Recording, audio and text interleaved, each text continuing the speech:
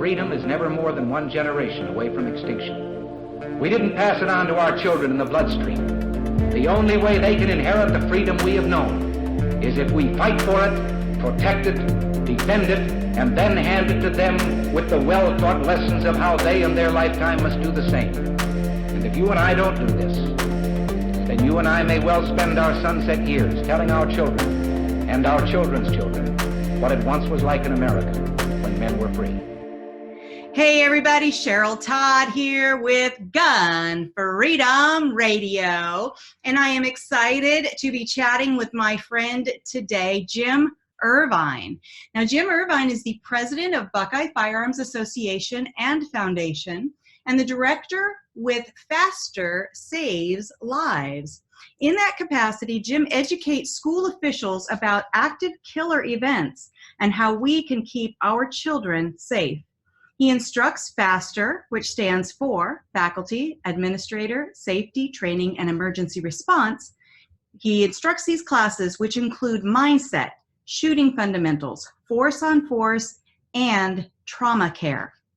He meets with school officials to help them pass resolutions and adopt sound policy for armed staff. He also works on legislative issues related to the right to keep and bear arms. Welcome to the show, Jim Irvine. Cheryl, it's a pleasure to be with you. Well, this is an exciting opportunity because as I started here, or did I say anywhere in there that you're an airline pilot? I am. So that's your day job, right? That's my day job. I do all of this other stuff as a volunteer, actually.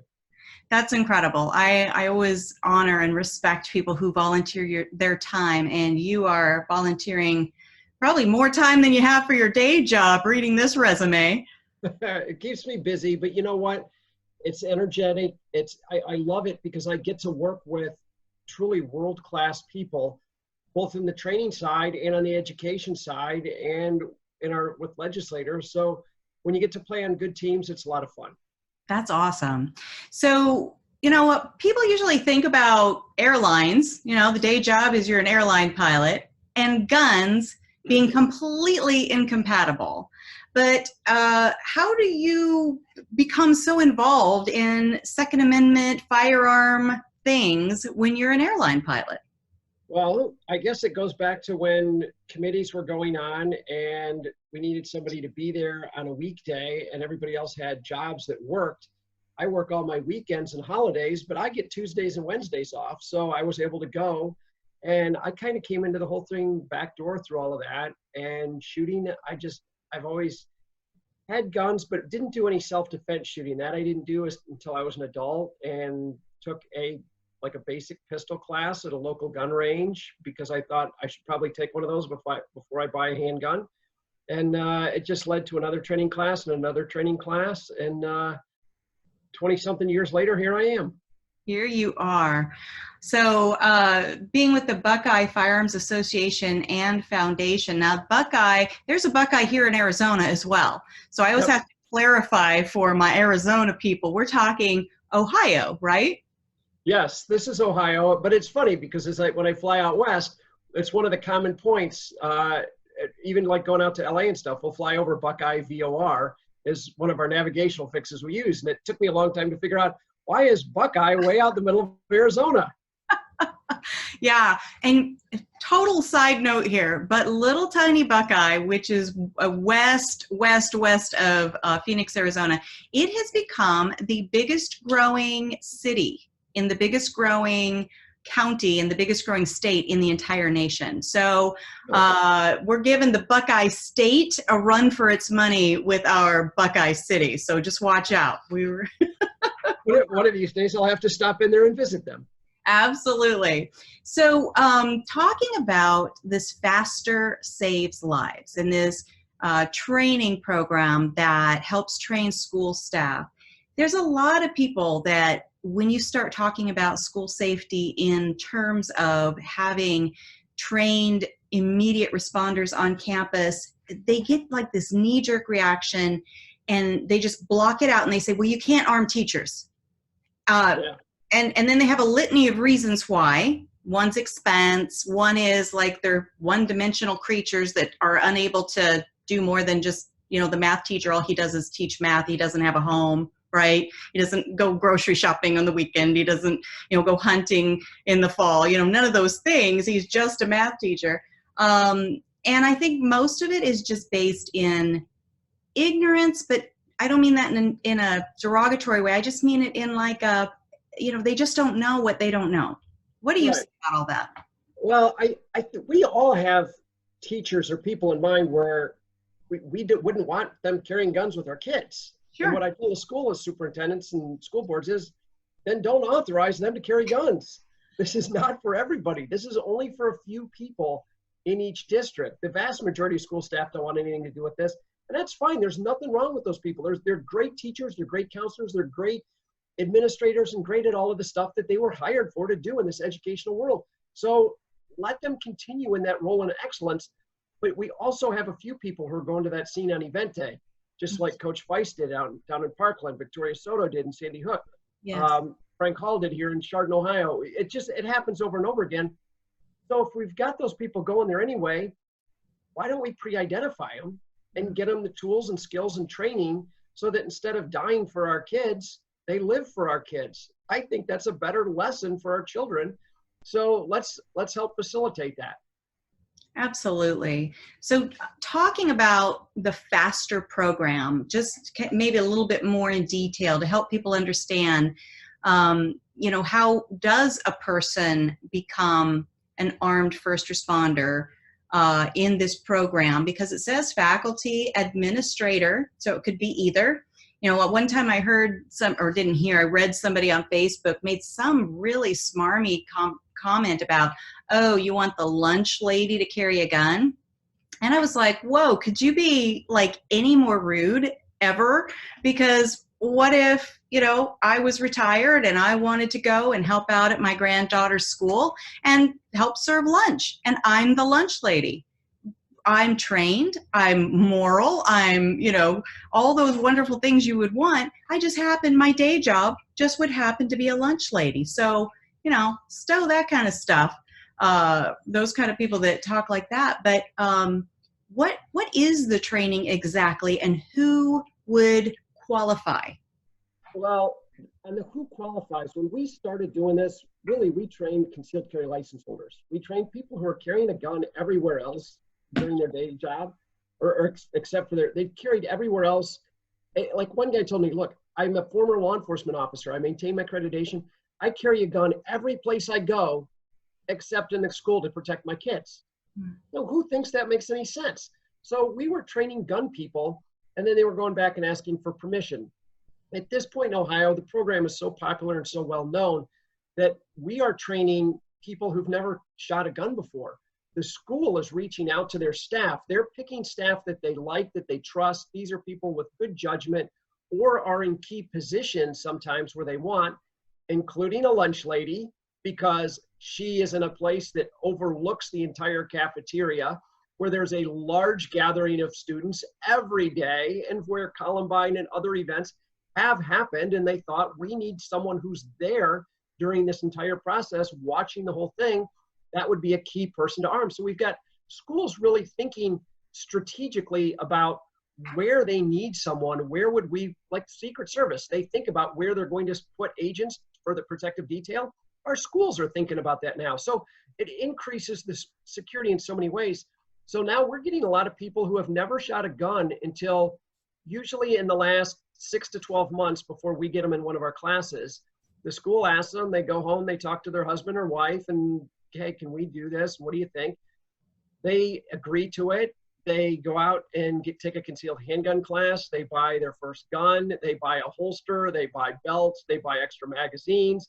They buy a range membership. They buy a bunch of ammunition. They take a foundation class. They do all of this work before we ever see them in one of our FASTER classes. So it's evolved in who it is. The training, as you mentioned, it's mindset. Look, if we want to solve a problem, how about we start by studying it and understand it a little bit? That's really should be where we start. So we spend some time on that, and the history of active killers and some lessons we learned. We go over the lessons law enforcement has learned and the changes they've made to how they deal with this, because we can learn from their experiences in 50 years. And then We talk about why this is going to matter to the schools and how it will impact their decision making as we go through this. A lot of times on the shooting, that of course gets all the attention. Guns are cool and sexy and controversial, so everybody focuses on that. Arguably, really the least important part of the program. We want somebody to be a good shooter, but that's the least important skill really when it comes down to it. Mindset trumps everything else. You can be the best shooter and the best everything else, but if you don't have a proper mindset, it's not going to do you any good.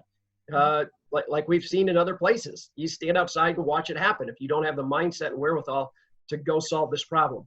So, but then like techniques and how to do this and how to solve the problem, it's very different than shooting on a static range. So we have people shooting while moving and shooting around obstacles and shooting around no-shoot targets. And so dealing with a system like a situation that'll be common in school. So getting them used to that environment versus just on a static range.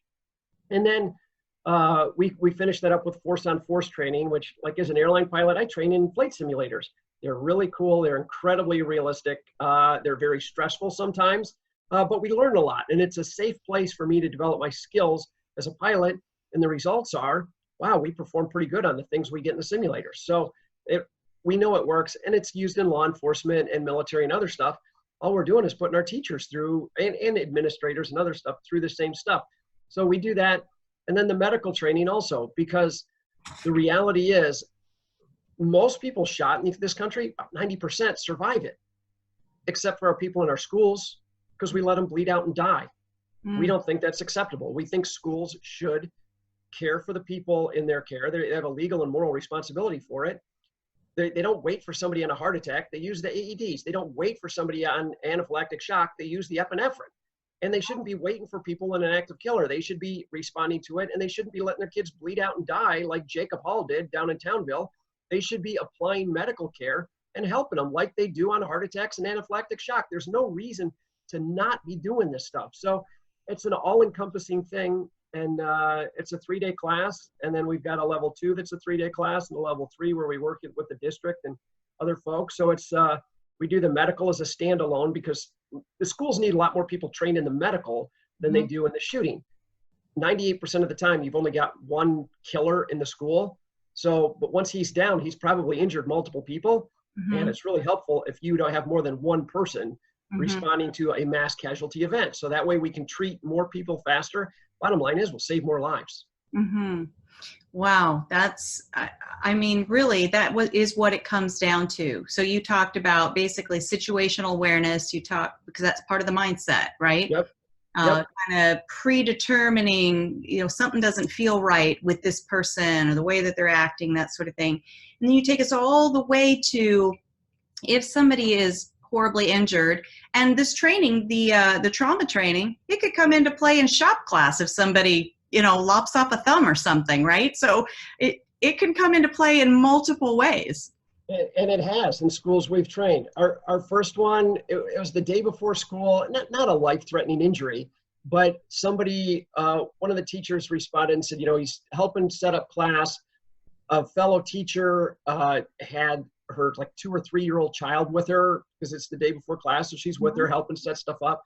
And the kid comes running in and jumps on a chair where somebody set a scissors down and had a substantial stabbing in the back of her leg buttocks area. And he said she jumps up screaming, bleeding all over the place. And he's like, but he grabs his medical kit and treats this child before mom gets back in the room. And he says, the kid wasn't going to die from this, but he says, this would have alarmed me before the training. And now I said, it's cool. I have the ability to help this person.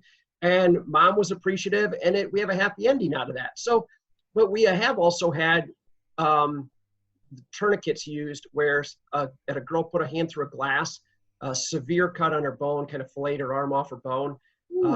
We had another one where a contractor cut his leg doing cement work. And the teacher happened to be standing there watching him do the work, and he's like, oh, significant bleeding.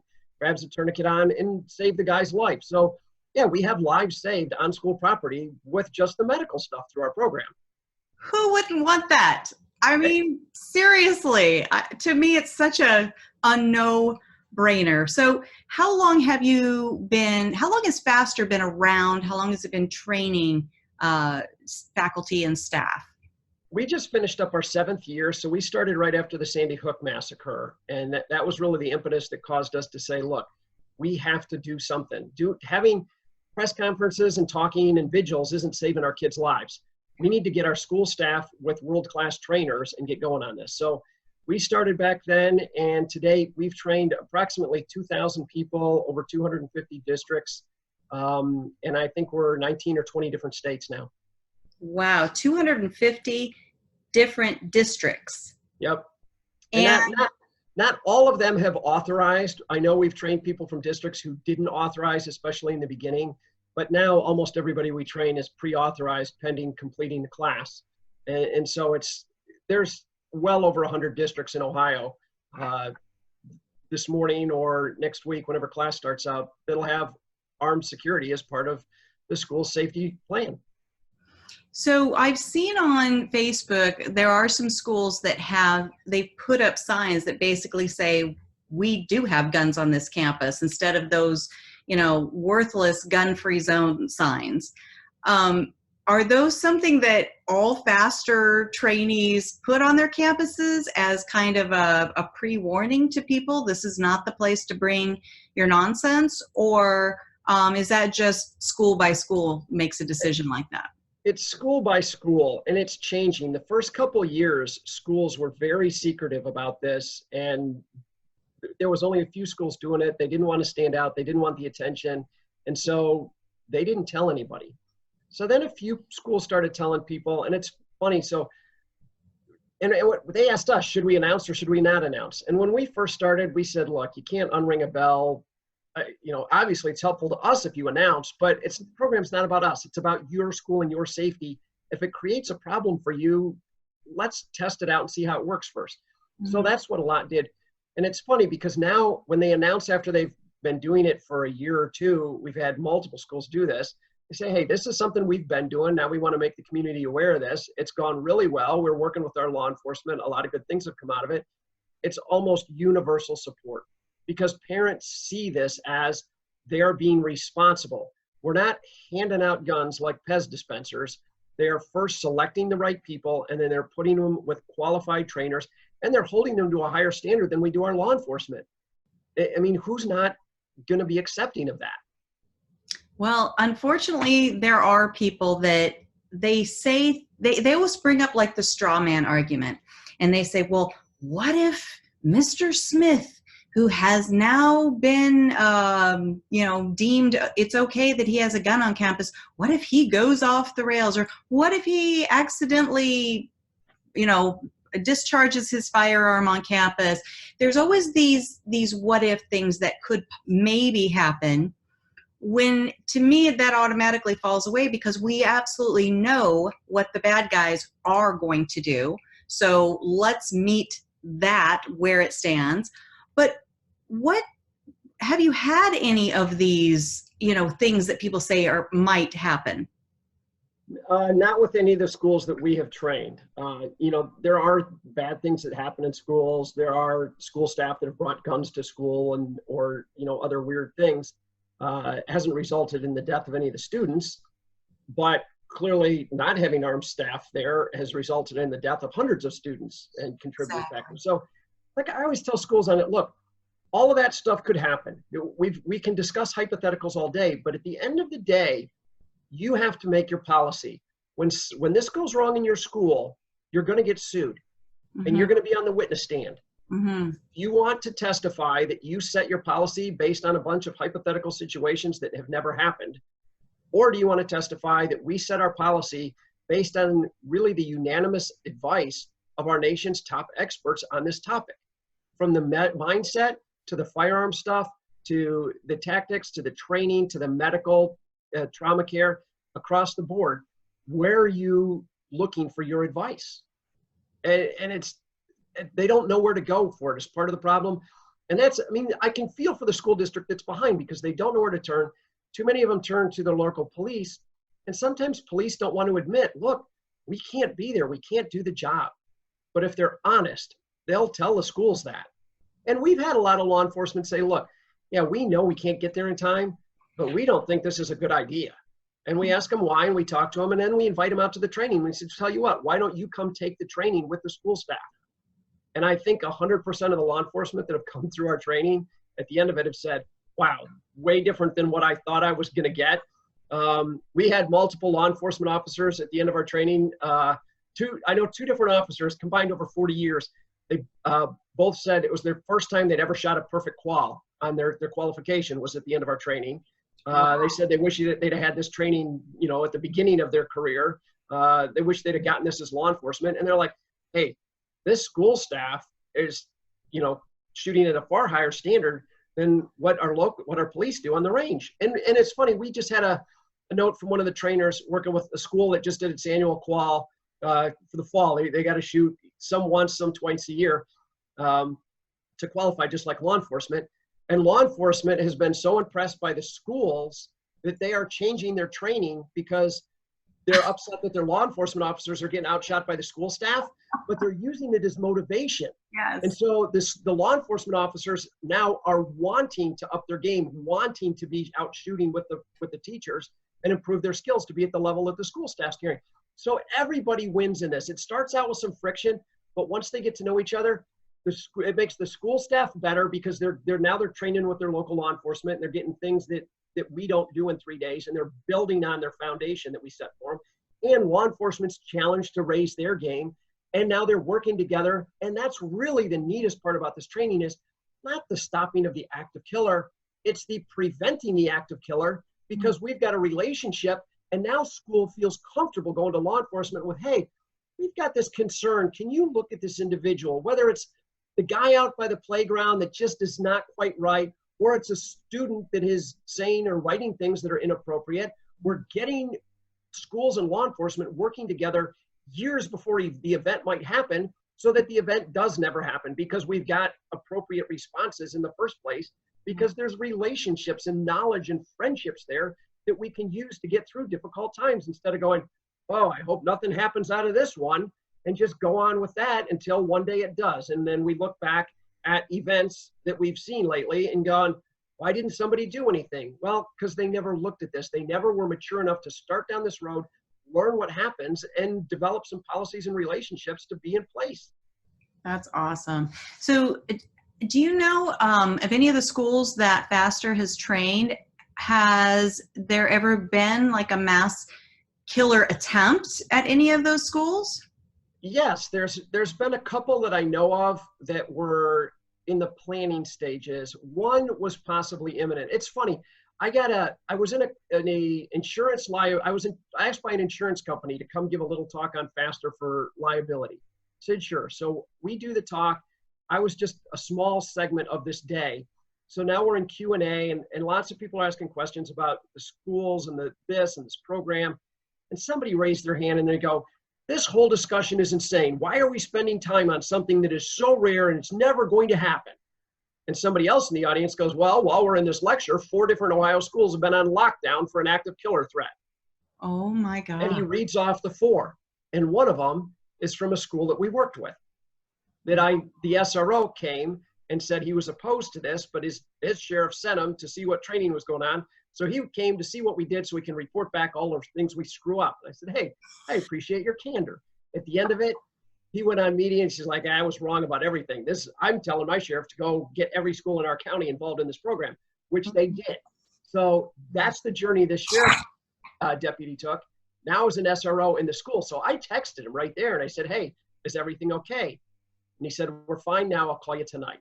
So the bottom line was they had somebody come in who, he had a kid come up, the SRO had someone come up to him in school, one of the kids, and show him his cell phone and say, watch this. And it was a fellow student with a gun making a threat of killing another student. And he's got a post saying, don't go to school today. I'm coming to shoot the place up. Now, this is a few minutes before school starts. The buses are bringing kids into the kill zone, and we don't know where the killer is. And what the SRO told me was, Jim, he goes, before this, we had no way to deal with this. He goes, but even in this horrible situation, I had a sense of calm because I knew you had trained enough of our school staff. He said the average person looking would have no idea that anything unusual was going on. but I knew we had sentries at key points that were trained and ready to stop them. We didn't know where the killer was. We didn't know what guns he had. We didn't know what his plan is. We didn't know what door he was coming in. He goes, but what I knew was there wasn't going to be a mass killing in my school that day because we had the ability to stop whatever he was bringing. And he said, I cannot express to you my thanks and gratitude for how comforting we were during those minutes. Now, it ended up, they were able to arrest this kid in his home before he left for school. So the event never happened. But again, we don't want to, the ultimate goal is not some teacher shooting down a kid in a classroom. The ultimate goal is preventing this from ever making it to event day. And yes, we've had those at schools, and we've had a couple other interesting events, but and I hope that's all we ever get out of this. And the medical stuff, I hope that's all we ever get. But I hope I never get in another car accident, but I wear a seatbelt every day just in case. Right. Exactly. It really, like, the more you talk, the more I think, what is a true and logical pushback? Like, I can't think of one that really makes any sense. No, it's really, the people opposed to this, it's really based on ignorance. And it's not, a lot of times it's not their fault. There's a world of information of topics that I'm ignorant about. I know nothing about. The difference is I'm not out giving advice on those. So our school officials have a very difficult job. They're in a different world than they were 10, 20, 30 years ago. And all of their training deals with the day-to-day stuff on schools or athletics or all of this other stuff. We don't get into this stuff often enough, and it doesn't happen to enough schools, thankfully, that this is presented in an everyday topic. So sometimes they just don't know where to go get good information. So we try to provide that for them and help them out on that. And sometimes it's just based on preconceived notions that are wrong. Like law enforcement deals, when they deal with a concealed carry license holder, somebody carrying a gun, it's either a criminal or it's somebody who's broken some law to start this interaction in the first place. They deal with knuckleheads all the time. So that's how they look at people, because that's who they work with. When they deal with the school staff and they see the dedication they put into this and how much effort they put in before the class, during the class, and the follow-up after the class, they're really touched. And as people ask me, how are you so passionate about this? I said, how could I not be? I get to work with people who are volunteering to spend their own money, their own time off, to get this training, to change their life, to become a professional at this stuff. And without it, they're literally willing to die for my kids. People I've never met would die for my children. How can I not help them acquire the skills so that they win and live for my kid instead? Absolutely. And they comfort my kid, and they treat my kid if they're injured, and they hug my kid, and they send them home like they do every other day of the school year. How can I not be touched by that person and help them out in that role? Wow. Exactly.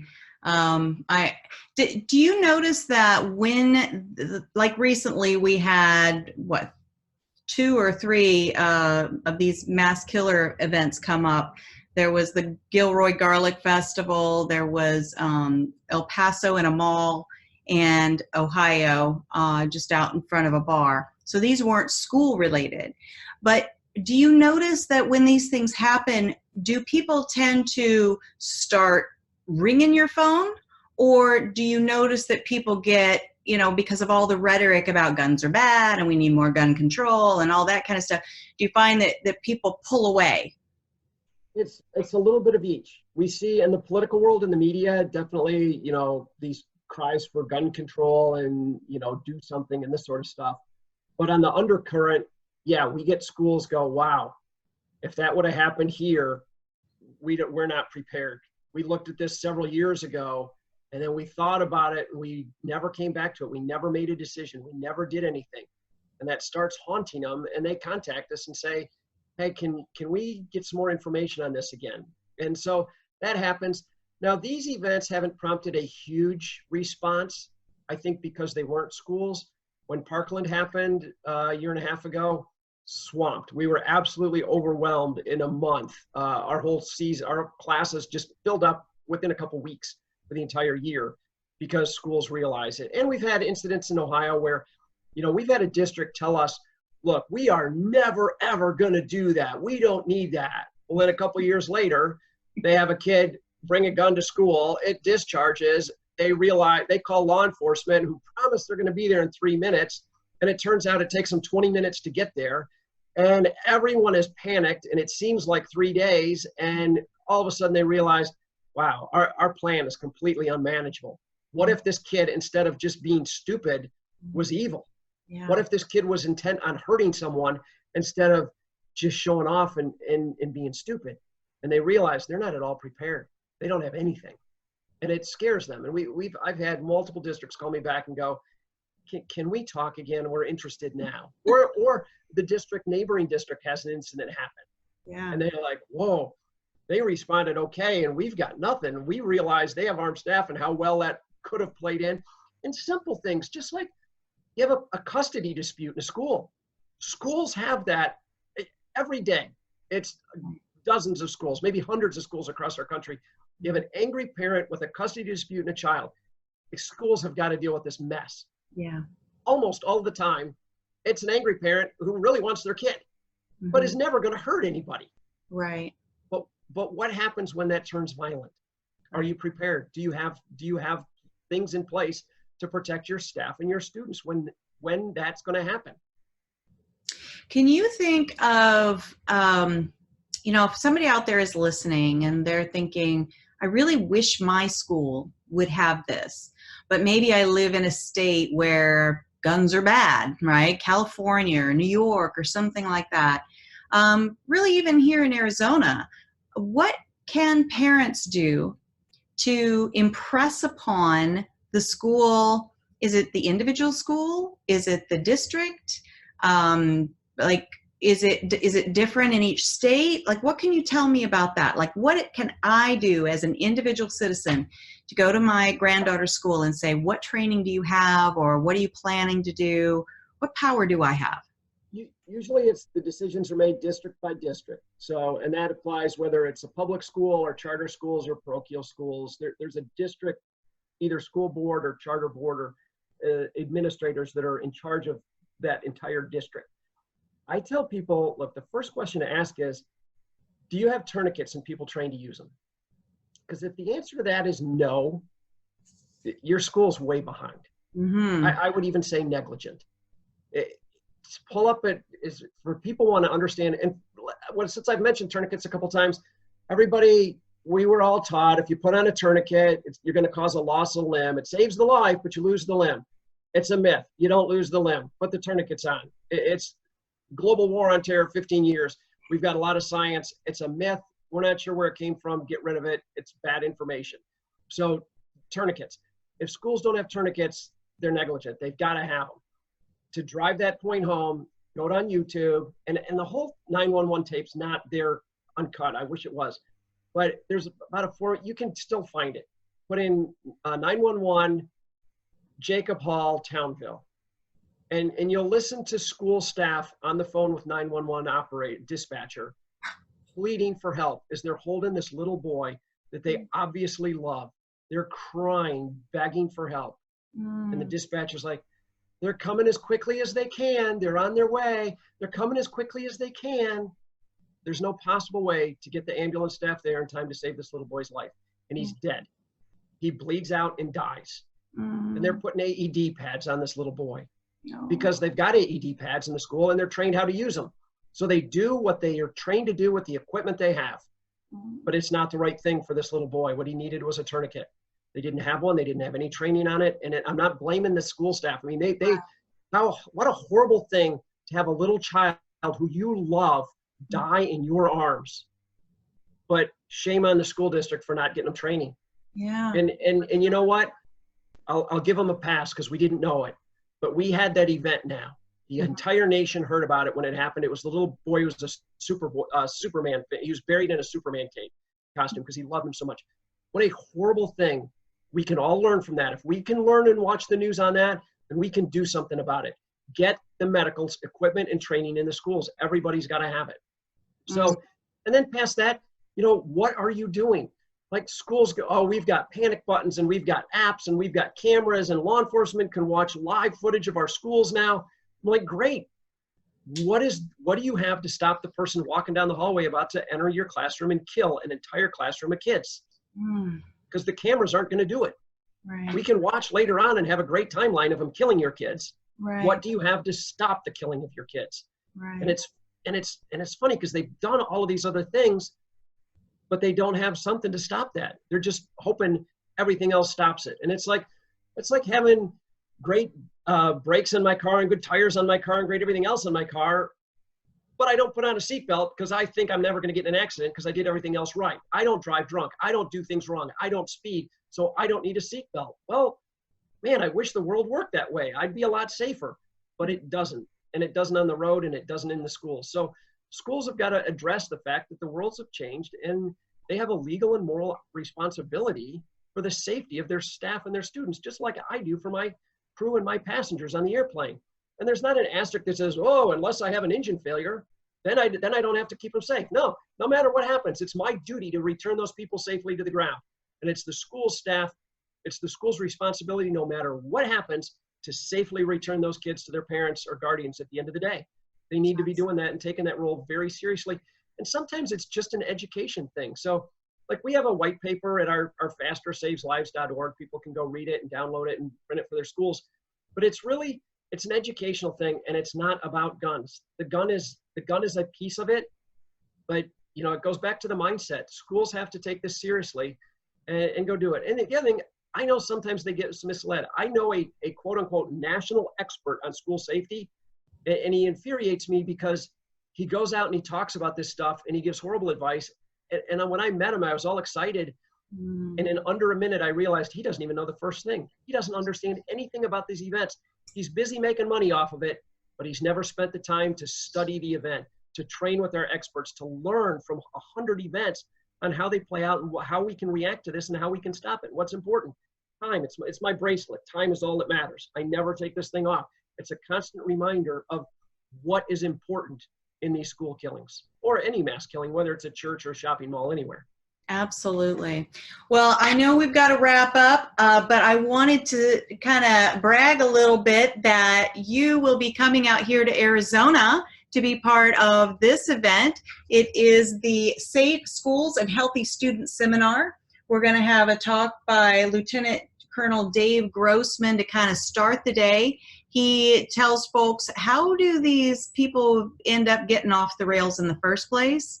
And then you're going to step in and say, the fact is that some people do get off the rails, and here's what you can do about it. And it's called Faster Saves Lives training. And that is on Saturday, September 14th at the Sheraton Crescent Hotel Ballroom here in Phoenix, Arizona. It's an all-day event from 8 to 5 p.m. Everybody can find out more on actually your guest page at GunFreedomRadio.com. I'll put a link there. There's a Facebook page called Safe Schools and Healthy Students Seminar. You can also go to the AZCDL webpage, .org webpage, and find out more about that and get your ticket bought. That is in the year 2019. I like to say that because people listen to these sometimes years later. And just before I let you go, thank you again, Jim, so much. And how can folks find out more about the work that you're doing there in Ohio? FASTERSavesLives.org. And for anybody who carries a gun, law enforcement or civilian, go see Dave Grossman. If you live with somebody who carries a gun, even if they want nothing to do with it, go see Dave Grossman. He is an awesome public speaker. I highly recommend him. I've seen him probably a dozen times. I learn something new every time. He will help, even if you don't ever want to carry a gun, he'll help you understand why people do. And if it's somebody you love and they get involved in something, it literally can be the difference between tearing your marriage apart and you being the rock that holds things together after the worst event of your life. He is that powerful. He's that knowledgeable. He's an awesome asset for our country and has pioneered entire fields on this stuff, saved so many lives on the mental health side, just from understanding this stuff. If you carry a gun, you owe it to yourself to go hear this guy. He's awesome. Absolutely. Thank you again so much. That is FASTERSavesLives.org. Jim Irvine, thank you so much for being here with us today. Cheryl, it's a pleasure being on with you. I look forward to seeing you soon. Awesome. That'll be great. All right, stick around. There's a lot more coming up on Gun Freedom Radio.